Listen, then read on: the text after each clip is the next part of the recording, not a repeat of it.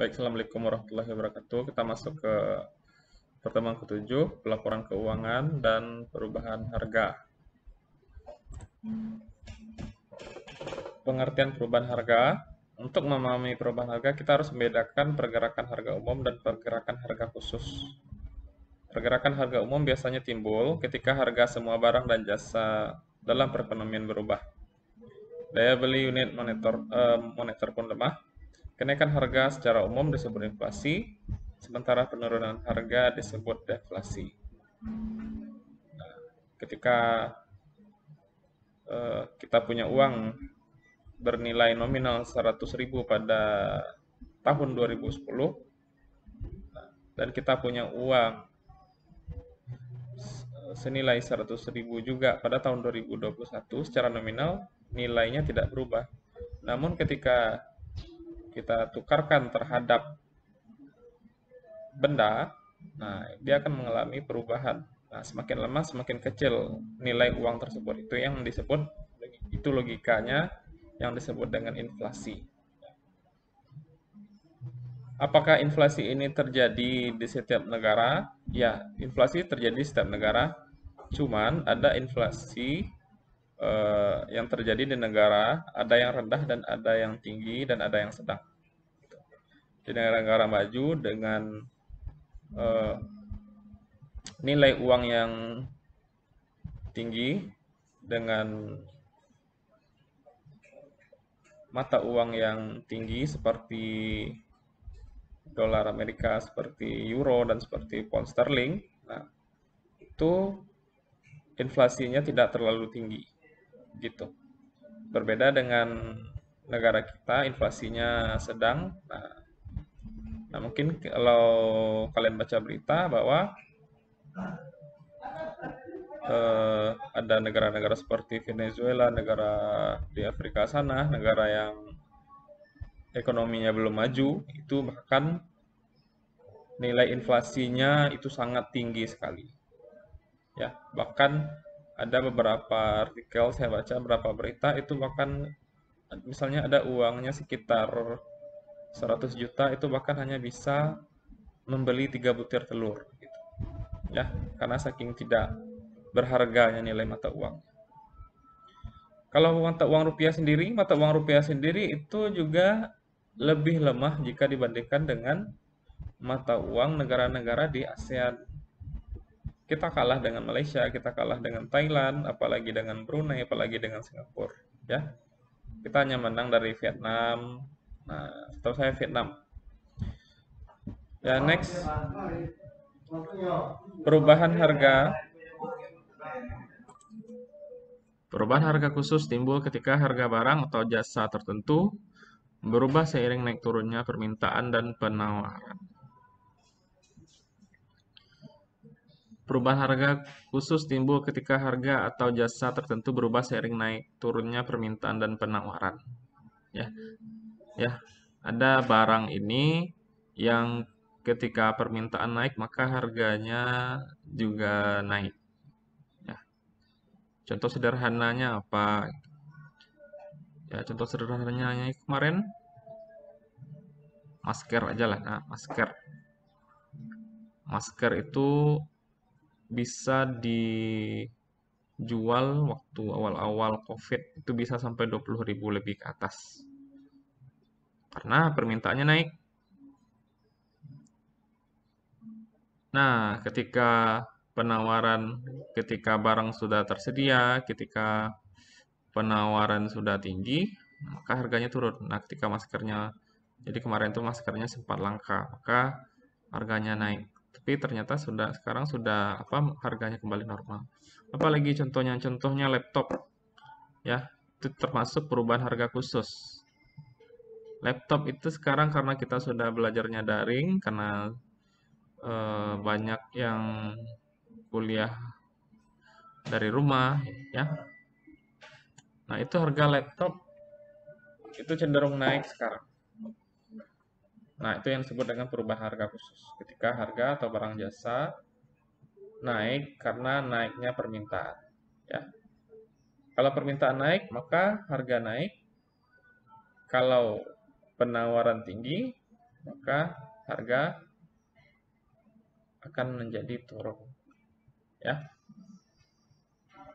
Next, mengapa laporan keuangan di masa perubahan harga berpotensi menyasarkan? Selama masa inflasi, nilai aset yang dicatat sesuai dengan biaya perolehannya jarang mencerminkan nilai kini atau yang lebih tinggi dari aset tersebut.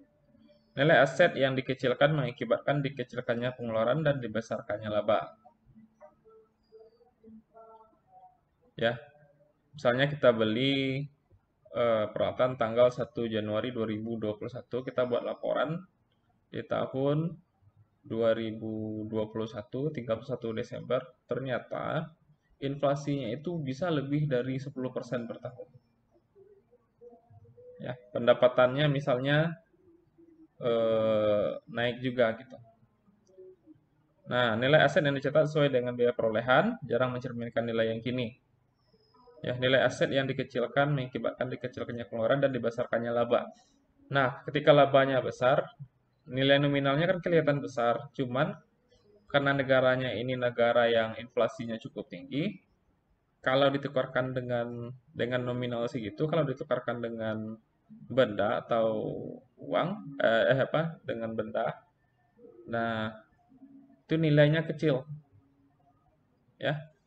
Lalu apa yang akan terjadi? Maka itu kan bisa menyesatkan, ya. Dikira labanya perusahaan ini besar, ternyata misalnya orang lain mengira laba perusahaan di negara ini besar, ternyata inflasinya yang besar, inflasinya yang tinggi.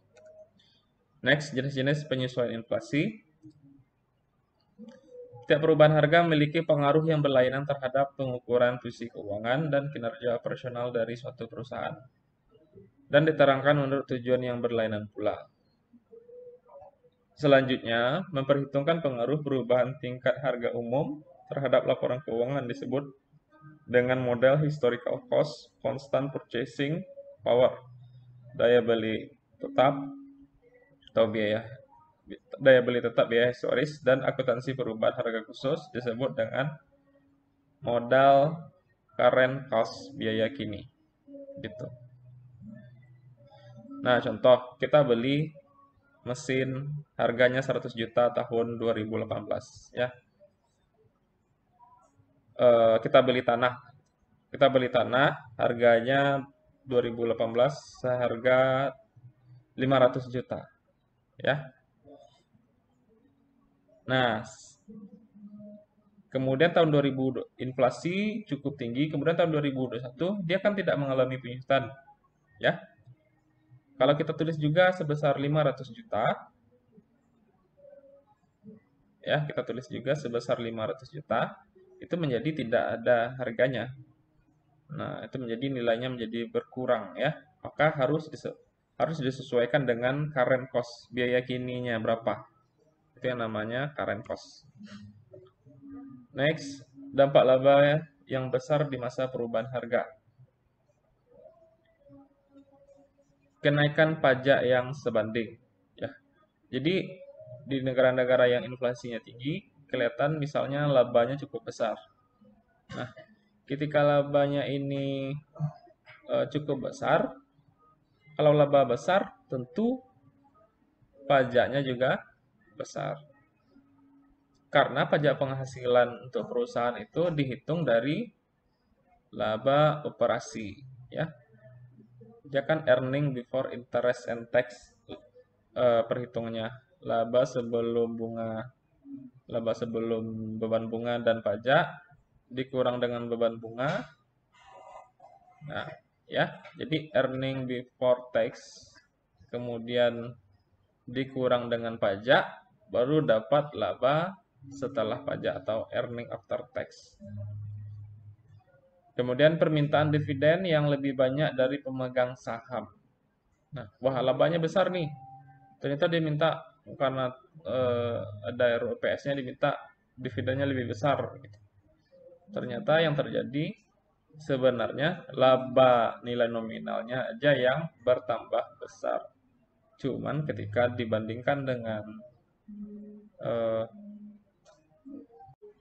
Cuman ketika dibandingkan ke benda, ke nilai tukarnya, dia akan kalah.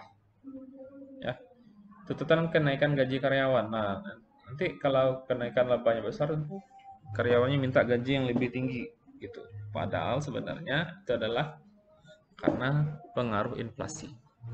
Kebijakan yang merugikan dari pemerintah host country. Misalnya pajak yang dibebankan atas kelebihan laba. Host country ini siapa? Ada home country, ada host country. Apa bedanya? Kalau Unilever itu perusahaan yang berasal dari Belanda, itu namanya home country. Belanda itu adalah home country. Kalau dia beroperasi di Indonesia, Indonesianya adalah host country. Kalau Unilever itu kan berasal dari Belanda. Kemudian di Malaysia dia juga ada. Malaysia itu juga namanya host country-nya. Atau negara-negara lain tempat dia menyebarkan operasinya itu namanya host country. Penyesuaian tingkat atau harga umum. Jumlah mata uang yang disesuaikan dengan perubahan tingkat harga atau daya beli umum disebut mata uang tetap biaya historis atau setara daya beli umum. Jumlah mata uang yang belum disesuaikan disebut jumlah nominal, ya, yang tertera. Itu jumlah nominal. Penyesuaian biaya kini. Del biaya kini berbeda dengan akuntansi konvensional dalam dua aspek. Pertama, aset dinilai pada biaya kininya ketimbang biaya historis, ya. Ini lebih baik. Kedua, laba didefinisikan sebagai kekayaan bersih setelah pajak dari perusahaan, yaitu jumlah sumber daya yang dapat didistribusikan perusahaan di suatu periode. Tidak pertimbang pajak sambil tetap mempertahankan kapasitas produksi atau modal fisik. Biaya tingkat disesuaikan dengan tingkat harga umum. Opsi pelaporan ketiga yang bertujuan untuk menerangkan perubahan harga, ada harga ini menggabungkan karakteristik model tingkat harga umum dan model biaya kini. Ukuran ini disebut sebagai model biaya kini yang disesuaikan dengan tingkat harga menggunakan indeks harga umum maupun khusus.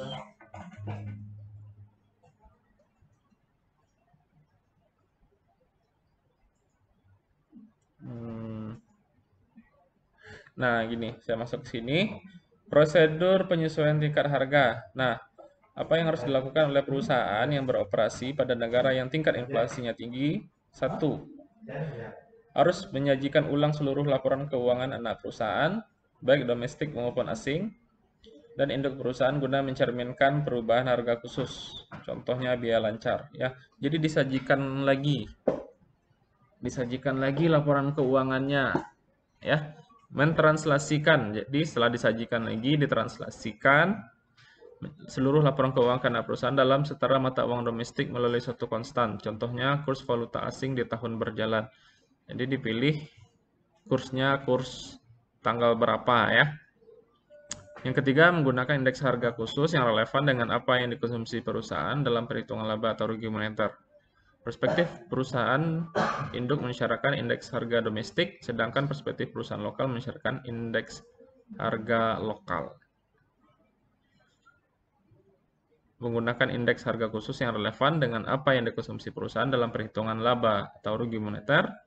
Perspektif perusahaan induk mensyaratkan indeks harga domestik, sedangkan perspektif perusahaan lokal mensyaratkan indeks harga lokal. Jadi ini maksudnya ada namanya indeks harga yang diterbitkan oleh BPS. Kalau kita kan namanya BPS, ya, Badan Pusat Statistik, ada indeks harga khususnya. Gitu. Ada indeks harga khususnya, ada indeks harga domestik untuk negara, dan ada indeks harga lokal untuk provinsi Sumbar saja, gitu. Ya. Nah, mungkin sekian pertemuan kita hari ini. Terima kasih. Wabillahi taufik wal hidayah. Ini juga dibaca nanti, ya, menghindari double dip ini supaya nanti kita sudah sajikan ulang, kemudian jangan nanti tersajikan lagi. Itu aja maksudnya dari double dip. Terima kasih. Assalamualaikum warahmatullahi wabarakatuh.